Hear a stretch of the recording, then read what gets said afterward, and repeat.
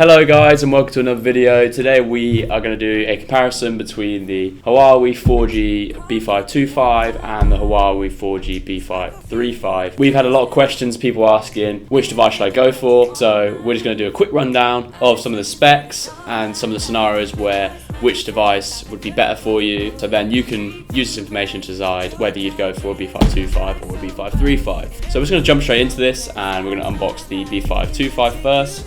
Just pop the stuff to the side, and here we have it, the B525. So the actual full name of this is B525S23A, and this is the black edition. So as we go around the box, it's fairly simple. Just a few pictures of the actual device. On the back, you have a little bit of information. So you have that it's CAT 6, connected to 64 users. It supports external antennas, and it's all managed on your Huawei Highlink app. That's basically all the information on here. So I'm just going to switch over. Take this out of the box now. So here we have the actual device, the B525. I'm just going to chuck this to the side for a second while we go through some of the box contents. So inside the box you'll have your warranty card and your quick start guide, which tells you a little bit of information about the device along with how to set it up and the best way to set it up.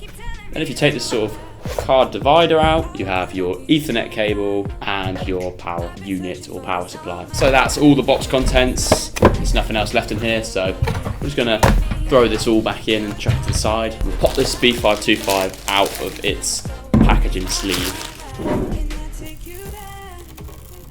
So, one of the main questions we've been asked about this Huawei B525 is, where do I put my SIM card? So a lot of people think, oh, you put it behind this here. Actual fact, that's where the antennas are stored. The SIM card insert is on the bottom of the device. Now this may be a little bit tricky to open, so you might need something to sort of pry it open, and then you can just easily open it up like that. And inside you'll see it will say micro SIM only. That's the SIM card size which goes with this device. So as we switch this device over, you can see all these lights here. There's actually 5 different separate lights, and they all mean different things. So this is obviously if you've got power. This is your network status indicator, your Wi-Fi/WPS indicator, and your LAN/WAN indicator here, along with the signal strength, obviously here.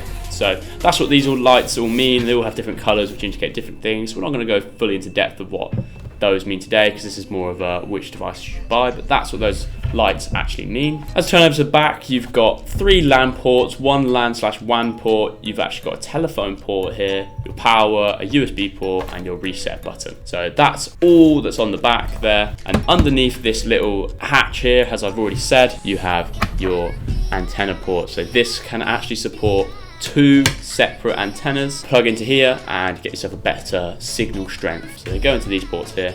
We won't do that in this video. If you want to see that, just let us know and we'll do a video on how to set up the antennas. But that's where they go.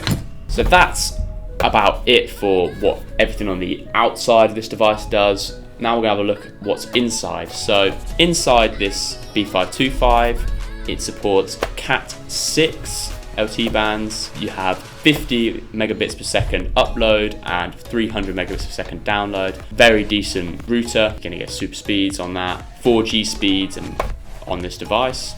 This will support connection of up to 64 devices. So you won't have to worry about overloading this device really, because it's unlikely you'll connect more than 64 devices. That is about it. As I said, we're not going to go super in depth on this video.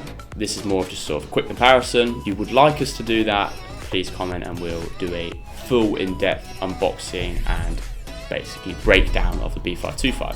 So that's done now. We're going to put this to the side for now and we're going to move on to the B535.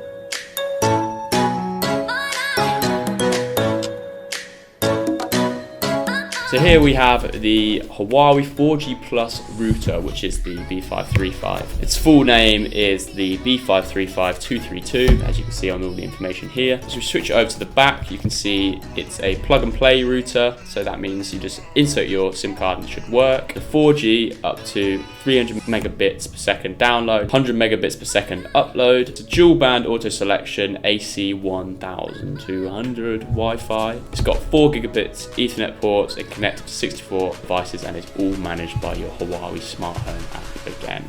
So that's all the information on the outside, along with a little diagram here. Let's just unbox this now. So first off, Inside the box, you've got your B535 actually in its protective sleeve, so we'll just chuck this to the side for now. Inside the box, you've got your quick start guide, as usual, which shows you how to set everything up, your warranty card, and all your other bits and bobs over there. So we're not actually going to do a unboxing of this one because we have already done one on the channel, and it'll be linked above me now and in the description below, so you can check that out if you want to. Let's just pop this out. Now you will need a stand for this B535. Unlike the B525, it does not stand up on its own, but it simply just flips in like so. There we go, all done. Make sure that's secure. Yeah. So here it is. So you've got your buttons on top, power and your WPS connection button, your Wi-Fi connection button as well. And on the front, again, you've got your power, network status indicator, your Wi-Fi indicator, and your network port indicator, and your Wi-Fi strength indicator here. So that's what all those mean there. Again, we're not going to go over fully what all that means because we've already done a video on it. We're just going to go over the differences. So on the back here, you've got LAN ports, one LAN/WAN port, you've got your power and your reset. One thing you will notice is that it does not have a telephone port or a USB port. So that is amongst the first differences that you will notice. We'll just pull these up now. Like it was the first time, do you remember? Can I take you there? That the ports here on the B535 are missing the telephone and the USB connection port. So that's your first difference. Another difference is less of a software, more of a hardware. This is a much smaller device. The B535 is way more compact. Along with being smaller in height, it is much thinner as well. As you can tell, it needs a stand. If we just pop these antenna ports off, you'll notice that the antenna ports are the same. So no difference there. They both can connect to antennas there. Now, the B535 can support connection up to 64 devices, so as can the B525. There's no difference there either. One of the differences between the software side is this can reach a 100 upload megabits per second, and this can only reach a 50 megabits per second upload. So that is the difference. Download is the exact same, 300, so that is a slight difference. B525 original version, this is the B525S, but the B525, it didn't support a bridge mode, whereas the B535 does. B525S does also support the bridge mode now. That basically means that the device can be connected to only one single device in bridge mode. Normal mode means to connect to multiple, but bridge mode is only one single, so that can be another router for boosting, that can be your personal PC or phone or device that you just want to have total control over that sort of connection. So that's what that means in bridge mode. Obviously both these devices here support bridge mode, but the original B525, if you're looking at that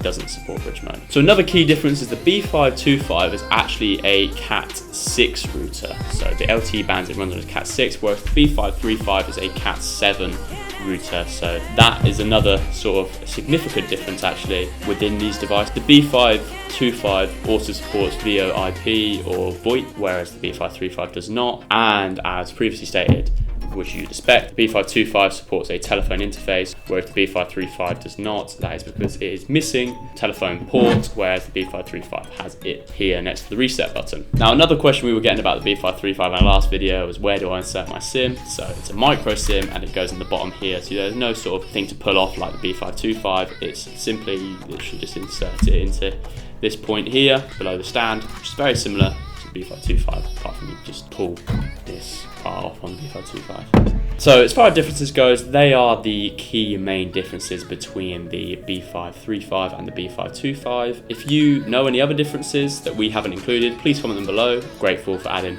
more to our knowledge. If you have any further questions, again, comment that below and we'll answer them. So thank you guys very much for watching. Hope you enjoyed the video. If you want to see more, make sure to like and subscribe. If you have any ways we can improve or any questions, please comment them below. These devices will be linked in the description below, so you can check them out. I hope you enjoyed and I hope to see you in the next video.